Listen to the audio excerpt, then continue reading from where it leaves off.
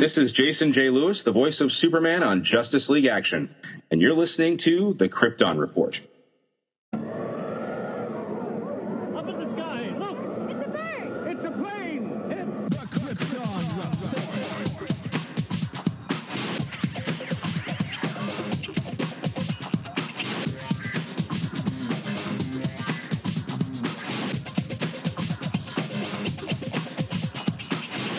Welcome to the Krypton Report Podcast, presented by the Southgate Media Group. The All Things Kryptonian podcast, including Superman and Supergirl. We discuss games, movies, cartoons, TV shows, and comics. Krypton Report Pod can be found on Facebook, Twitter, Skype, YouTube, and Instagram. And if you want to drop us a line, send it to kryptonreportpod@gmail.com. We are on Patreon under Southgate Media Group. And our official merch page is tpublic.com. Search Krypton Report. Now on with the show. The following is a special podcast where it's James and I behind the scenes, late at night when we're tired, trying to talk a little out of it. We're discussing current news and some things. We also segue into talking some Justice League action. But it's just kind of fun because it's just us live, tired, and raw.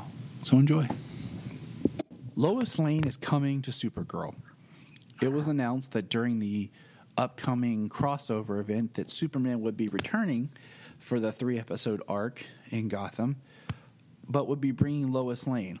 And this is exciting. We've had Lois teased, and Lois is a great character. I mean, who's going to be Lois Lane? We still don't know. We haven't got any casting. I had hoped that we would have heard something by now, but we haven't. James, your thoughts? I mean, you got me, really. The CW likes to reuse characters and character actors, and perhaps they have somebody in line.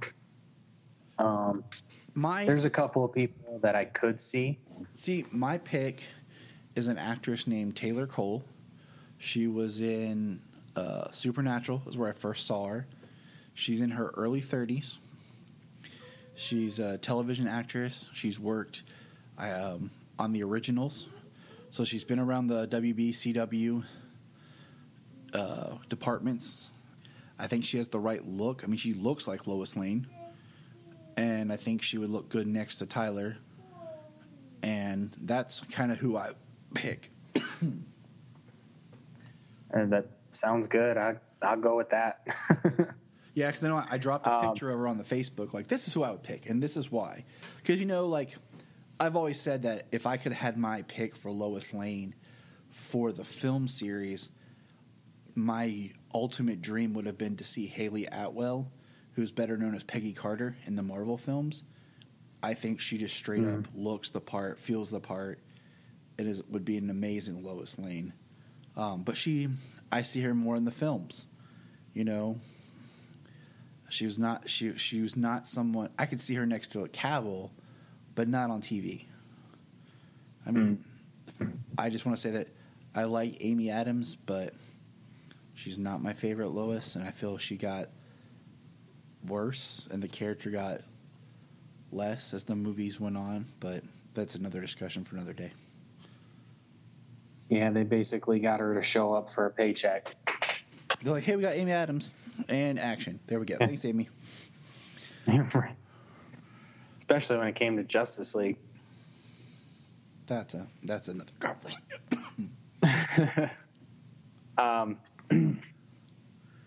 So what I find interesting is the order in which they've got the crossover this year. The Flash is going to be the first episode in the crossover. Arrow is going to be the second episode, and then Supergirl is going to be the final episode.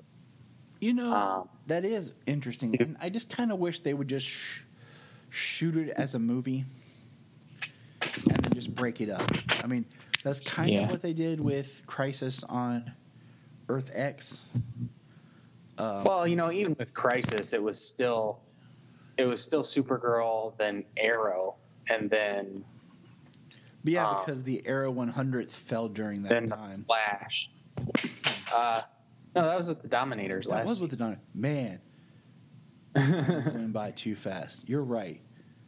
But they purposely moved them around, mostly probably because Arrow was on at the end of the week as opposed to in the beginning when those ones were. But this year, it's, as the nights go on, it's actually Supergirl, Arrow, and then the Flash as the nights go on, as the current schedule.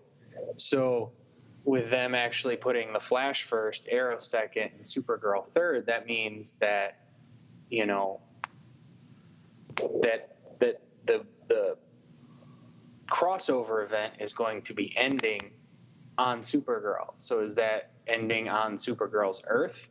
So is that where Batwoman exists, is on Earth 38 on Supergirl's Earth? It makes the most sense to me to have Batwoman exist on Earth 38 because we've had references to Clark's friend. We've heard mentions of Gotham. Yes, Bruce Wayne has been mentioned on Arrow, okay, but multiverse, they're everywhere, okay? It also puts another hero character on Supergirl's Earth and another show on her Earth so that if they want to do like Supergirl Batwoman, they don't have to do a big event thing. Just like we've had, Barry Allen pop up in the Arrow before, like the episode where they're at Nanda Parbat and Barry just ran on there real fast and dropped him off. Mm-hmm. Like it wasn't a big deal. It was like, oh wow, cool. Or they say, they drop lines like, yeah, we're getting into Argus because of Lila to get King Shark. It would be cool to have something like that over on Supergirl. Mm-hmm. And since we're getting Batwoman instead of Batgirl, because one of my favorite episodes of the new Batman Adventures is when Batgirl and Supergirl team up. And I just think that it would work better.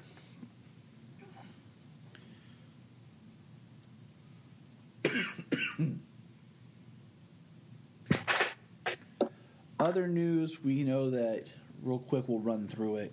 Swamp Thing is going to be rated R on the TV series. They've cast Swamp Thing. He's an actor who's more of a... I'm curious because the actor's more of a stunt actor. He's a big guy. They're going to put Swamp Thing in a practical suit. So it makes me wonder if they'll have another actor do the voice and maybe kind of do like mocap facial stuff or something. Lynn Wiseman is going to direct the pilot. Lynn Wiseman has directed Underworld 1 and 2. He directed the pilot for Sleepy Hollow. He's done other things. It's going to be produced by James Wan. Directed Total Recall. I actually like the Total Recall remake. I think it could have been better, but it wasn't bad. But it wasn't needed either. Yeah, I actually didn't get to watch that. I caught the beginning of it one time, but I ended up having to do something. I never got back to it. It's worth a watch. So, I think it's in good hands, the pilot and everything. I mean, James Wan's producing. James Wan's shown that he can produce. We all know he can direct. He's got this little project coming up called, maybe you've heard of it, Aquaman. I don't know. Maybe you have, James. Maybe you haven't. I don't know. Yeah. Well, so speaking of the acting, they cast Crystal. Why is her last name leaving me?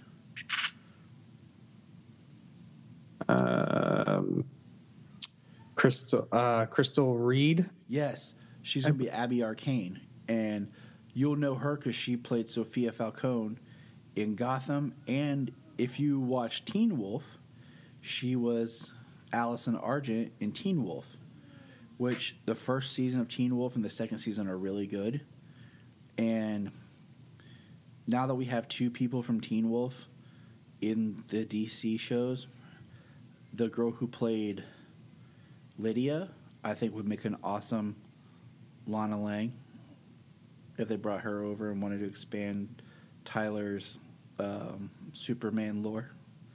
Just throwing that out there. But what I was going to say is they've cast a lot of the Doom Patrol. And they're filming, I guess, they're filming the Doom Patrol series now. And I wonder how much casting or what was done.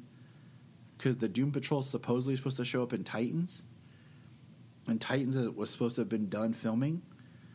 But they're filming Doom Patrol now because we've seen behind-the-scenes things. And one of the characters is going to be voiced by Brendan Fraser. But he's not the actor in the suit. There's an actor in the suit, and like the voice work and everything is going to be Brendan Fraser. Yeah, I heard that when they do possible flashbacks of the character, that it will be Brendan Fraser doing that live action bit. That's cool. You know, I don't know a lot about the Doom Patrol. Honestly, I pretty much know nothing. Other than at one point, Beast Boy was part of them. And they're like the world's weirdest heroes. So it's kind of something I'm looking forward to just because I don't know a lot about it. Right. Timothy Dalton was cast as Chief, which is the leader man in a wheelchair with hair. So he's different than Professor X. Let's see. Just kind of running through it. Hans Zimmer's going to score Wonder Woman 1984, which is what we're calling it till we get an official title, which is cool. But I really like the guy who did the first film. His name escapes me right now. Well, I guess he's doing Aquaman. Which is cool. I just, I love Hans Zimmer. I just don't.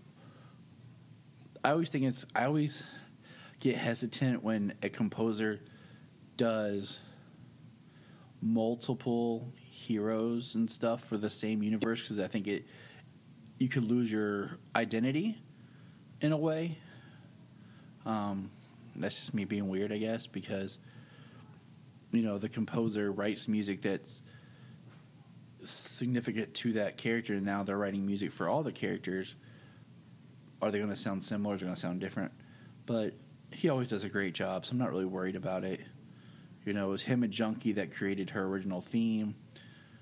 And then, I cannot remember his name right now. Who did Wonder Woman, took that and made the score even better. Is there anything else we're missing? DC Universe is launching on the 15th. We got a set photo of the mutant gang leader from Gotham season 5. Yeah, I'm interested in Gotham. Gotham, it's one of those shows where after a while you just kind of make peace for what it is and just kind of enjoy it. I mean, it's definitely a show that if you enjoy Batman's villains, that's your show. If you enjoy Batman, it's not your show. But if you really enjoy the villains of Batman, then you're going to appreciate the show more. I don't like what they did with Leslie Thompson's character. I think it's pure crap.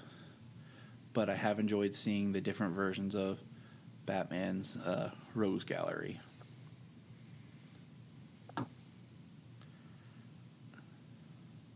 And I think that about wraps it up, like news-wise. There's one thing that we'll touch on right here, and I don't want to spend a lot of time with it, but there are rumors floating around right now that Henry Cavil is done being Superman in the DC films. And that came out shortly later.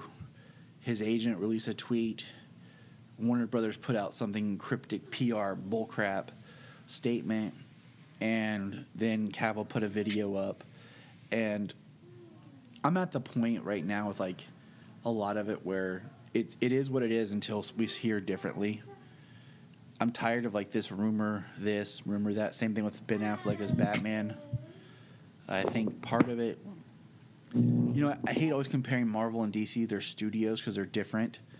But I think Warner Brothers doesn't have a tight leash on their people, and how things always get leaked to the press. You never hear any behind-the-scenes stories of anything that goes on with Marvel Studios. There's never anything that's leaked to the press. Never like, oh, insiders heard that Marvel blah. No, that never happens. But with Warner Brothers stuff, it seems like you're always hearing something.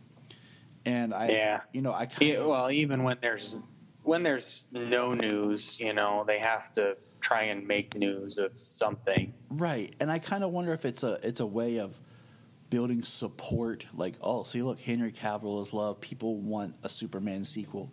It's like a backwards way of saying, hey, they want another Superman movie with him. Let's do this. Yeah. But I don't want to waste all that time on it because, I just if it's official, just come out and say it. Like, be straight up with us, Henry. Like, just be like, hey, I'm done with this because I want to do other things, and they're not moving forward with the character in any way. And I'd be like, okay, I can respect that. But just be honest. Like, don't tease us. I mean, I'd rather just... I had discussed... Right. Well, like I had discussed with you when the news started coming out and stuff. I mean, the first article I read, it was a studio source. A studio source said that he's out. And that's it. Like, there was no official statement, nothing made by Warner Brothers, nothing made by the actor or his agent, and then turn around later on and, his agent saying that he's still at least interested in being the character, basically, is what it boiled down to, is what she said. He's still interested in being the character. That was it. It was not like, yeah, he parted ways. No, he didn't part ways. He's still interested in being the character. Yeah, it's just it's like it's all still so cryptic, and it just makes fuel on the internet of people speculating this and people saying this, and I'm like, you know what?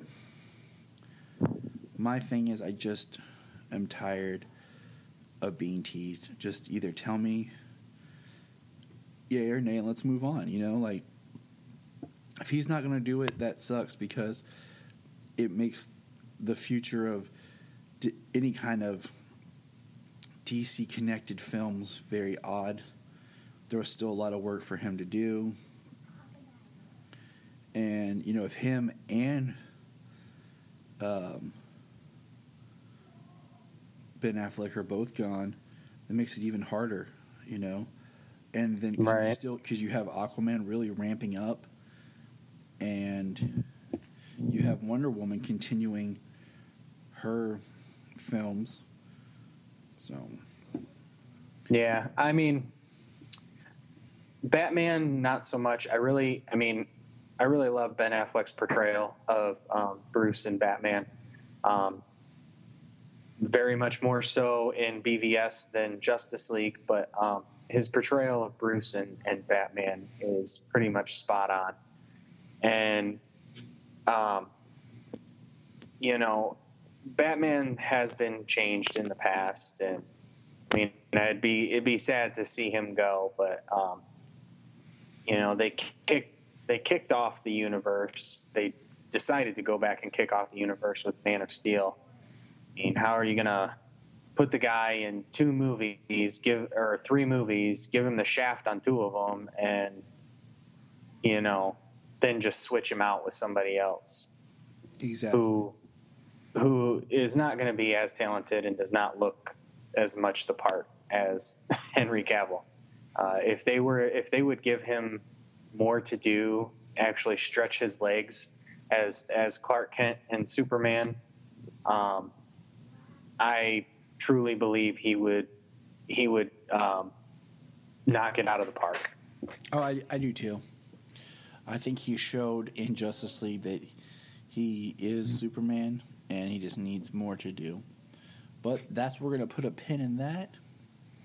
And that's the new... I like the one where him and Blue Beetle went after Kronos, too. Yes. Went into the past, and... So, this guy's actually pretty good, though. I enjoy him as Superman on this. So do I. Like he doesn't he doesn't fall too far from like Tim Daly or George Newbern. He's in my top 3, which is him, Tim Daly, and George Newbern. And I can't pick one. Like, there's no hierarchy. It's just those 3 right now. Like, he has a classic sounding Superman voice. Yeah. I mean, I've been a fan of Jerry O'Connell forever since I saw him on Sliders years ago. Yeah, I mean, I've really Back when I was a kid, but I've really liked what Jerry O'Connell has done. so you see, looks like Funko is coming out with Flashpoint Superman. Yeah, I saw that. That's weird. It actually looks pretty cool. The body looks real skinny. Which is neat for Funko to try something up, you know? Yeah, it's a little different because they're all pretty much the same. Yeah, like, I like Funko Pops. I just don't go crazy. Yeah, they've got Funko for everything. Literally everything. Like, I bought a Superman because everybody at work had Funko Pops. It was like the big thing at work. And I was like, man, I want to feel cool. And so I bought one Superman. And then my friend bought me Batman, the animated series version. Oh, awesome. And then later, Junia got me Steve Trevor she found on clearance at Walmart for $1. So she's like, I can't pass this up. I was like, right. Good call. And then... was it like Steve Trevor from the movie? Yeah. And I'm a huge Chris Pine fan, so... Right. I have all kinds of jokes about how I love Chris Pine. And then my uncle-in-law... He's your man crush. Yeah. My uncle-in-law gave me Wonder Woman from the Justice League. I think it's actually the BVS Wonder Woman. And then I bought Flash from the TV series and Aquaman from Justice League. And then I bought Clark Kent from Smallville with ripping the shirt. And that's... Oh, awesome. That one, like, I pre-ordered back when I worked at GameStop. Right. When I first announced it. So, like, I pre-ordered and put money down before they even, like, had the details of which pops were going to be for what. Because I kind of wanted, right, like, red shirt or blue shirt, red jacket Clark, or, like, flannel Clark. But yeah. they never released that.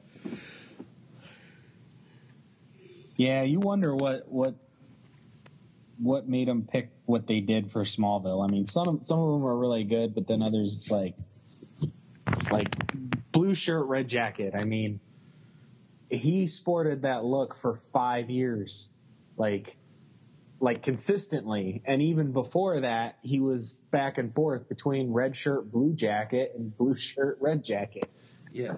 At first, they kind of mixed it up, but eventually they were just like, we give up. Like, just buy 1 million blue shirts and 100, and 1 million red jackets, and that's what we're gonna stick with. At first, it was kind of like a wink, like, haha, see what we did there. And then eventually, it was just like, okay, this is his costume. Yeah, right. It even ended up being his costume. But I don't know. I don't want Scarecrow Clark, like, on the Scarecrow pole with the S. Yeah, right. And it is an S, people, because it is. All right, fans. This is a punch in because after last night's recording, they did go ahead and announce the casting of Lois Lane. So this is an addition. This is Tyler, your Superman Blue, along with the ever lovely, that's right, I'm not segueing to James. I'm talking about my wife, Junia. My Wonder Wife, my beauty. Wonder Wife. My Lois Lane. Right here. And back here sitting is the great Superboy himself, Solomon. Want to say hi? Hi, Sam. And then, of course, from that parallel... He gave it away. Yeah, he gave it away. We got Mr. James Cole. All right. So today they did drop the casting for Lois Lane. And to all those fans out there... You sound nervous. I am a little nervous. So, without further ado, the actress, and I want to hopefully I pronounce her name correctly enough. I'm probably going to butcher it because that's how I do when I suck at names. But it's Elizabeth Tulach. Okay? And you would know her if you watched the TV show Grimm, where she played Juliet. And here is her photo, Junia. Yeah, I know her. That's her Lois Lane photo. Okay. I'm not as disappointed about it as I thought I might be. Here's my picture I made up of Tyler next to her, and then who's supposed to be her sister. Yeah, they don't really look like siblings that well, in my opinion. They don't. And I don't hate this casting, because, I mean, I did watch Grimm. I never did watch the last season. She was okay in it, kind of annoying at times. Annoying was good. That's the character. But that's the character, right? It's not the actress. But I don't know. She's 6 years older than Tyler, which isn't a big deal. Because, you know, currently our cinematic Lois Lane is older than Superman. I don't know, but I'm just not, like, overly thrilled with this casting. I don't hate it, but I'm not like, woo, yeah. I'm like, oh, okay. Well, you know, it's something we're going to see in the crossover, and, you know, we may not even see it too much again unless they have a little more plans down the road for some other stuff. So she gets an opportunity to make a good impression in 3 episodes. Yeah, I mean, I'm glad that Superman will be back, and I'm going to give her the chance, you know. Right. I'm not hating on her. I'm not as thrilled as I wanted to be, but at least with this casting, it's an actress that I've seen. You know, with Tyler's casting, I had seen him too. Like we had talked about before, watching Teen Wolf. Okay, Superboy Solo. But you know, like with other people in this series in casting and stuff, I'd never seen them before. So at least this actress, I'm coming into it having seen her previous work. So I know one thing: she will be better than Kate Bosworth. Yes. Who ranks as the worst Lois Lane in history. Even, oh my gosh, her name just evaded me. The one who was Lois Lane in It's a Bird, It's a Plane, Superman in the 77 or 76 TV special. Leslie Ann Warren, there we go. Even she was better than Kate Bosworth. Some real hate, man. Poor Kate. She just was not the character or the part. Like, she was too young for the role of an older Lois. But anyways, our new Lois is out there. I'm interested to see how she fits and looks working next to Tyler. You know, I think that's always kind of a thing, is they have to look good together. And will they look good together? I mean, now, thinking about this, here's a little outside of the box thinking. I didn't realize that her husband, she had married her co-star from Grimm, who played the Grimm. David, I can't pronounce his last name. And I've always said he would make a good Superman or Batman. Just throwing that out there. It's kind of an interesting thought. Yeah. Right. So we have our Arrowverse Lois Lane. And while we're on the topic about wives, we're about to meet Mrs. Amell in the Arrowverse crossover. She will be playing Nora Freeze. Oh, cool. In the Batverse crossover. I mean, Arrowverse crossover. That's pretty awesome.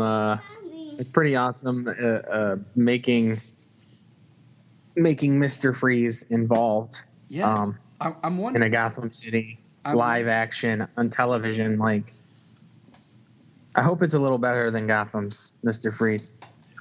I'm very curious because I'm wondering if they were like, well, Gotham's ramping down and we need, we have our Batwoman show starting, so might as well just put all of our cards into that. Yeah, right. I mean, you can use pretty much any of the Bat Family rogues gallery as villains here and there. They're always going to cross paths. What's interesting is I just listened to, if anyone has a chance, check out Michael Rosenbaum's podcast, Inside You. He just did an episode with Stephen Amell, and it was just kind of interesting to hear Stephen Amell talk about how he met his wife and everything. So it's kind of, I think it's going to be neat to see her there. And I think, you know, it's kind of just neat because you have these actors who their spouses they bring in with them. I think, I don't remember what episode it was, but didn't Brandon Routh bring his wife in and she did an episode of Legends? If I remember. His wife actually played Nora Dark, so she was in the majority of last season. Oh, dang, it was his wife that did it? Yeah. Wow. That's his wife. And, I mean, you can even go back to Smallville. Justin Hartley in the Granny Goodness episode of the 10th season with the Furies. One of the Furies was Justin Hartley's wife. Oh, that's cool. And I know, I mean, of course, I know, you know, Jared Padalecki met his wife on the set of season 3 of Supernatural. And then, of course, what season was it? Jensen Ackles had his wife on there in an episode as somebody. So, I mean, I think that's cool. You know, I think it's really great when they can bring their spouses in and, you know, do their craft together. Heck yeah, if you were famous, I would definitely want to be on one of your shows, just saying. So, wow, man, I feel stupid, so I need to, like, go back and it just makes those scenes of the Ray Palmer Nora Dark relationship even better in Legends. It's Brandon Routh's wife. Oh. Okay. And his character had a crush on her in the series of this past season of Legends. Oh. So I think it makes it even more powerful, and now I just feel dumb that I didn't know that. But hey, good on them. Well, I mean, it's really not bad casting. Just going back to that real quick. It's not. I had her all hyped up like, oh my god, what's this going to be? But no, it's not horrible casting. Oh, really? It's just, it's not what I thought, but I'm not hating it. I'm okay with it. Like, I was like, when it was, okay, I can see it. I think it'll work. Not where I would have went, but that's cool. I can roll with it. She might surprise me and do an amazing job, you know, and I hope so. Because we need another good Lois Lane. Yeah, you always hope for the best you can get from somebody in such iconic roles. I mean, we do hope for that. Someone should go smack Bryan Singer in the face. And I'll leave it at that because I don't need any hate. But no, I mean, sometimes people do get miscast. It happens. So, we'll be optimistic. This is my last little punch-in. I was listening to another podcast, and I give credit where credit's due, called The DC Drop. And they stated that, basically, it doesn't really matter if Cavill wants to do Superman or not when DC, Warner Brothers, has no plan for Superman. So he's out without being out. Much like the way that Brandon Routh was still Superman up until they announced that they were going to do a reboot with Man of Steel. So it's kind of sad because if Warner Brothers doesn't pursue Superman in anything, it doesn't matter what Cavill does or doesn't want to do. Look up in the sky. Look up in the sky. Look up in the sky. You can find us on Instagram, Twitter, Facebook at Krypton Report. You can also email us at kryptonreportpod@gmail.com. If you get a chance to go over to iTunes, please leave us a review to help us get better. If you're an Amazon shopper, just remember you can go to southgatemediagroup.com. There's a portal, log into Amazon, and you'll shop into your account just regular, but it also helps keep all the podcasts on and helps keep Southgate running. Remember, look up in the sky.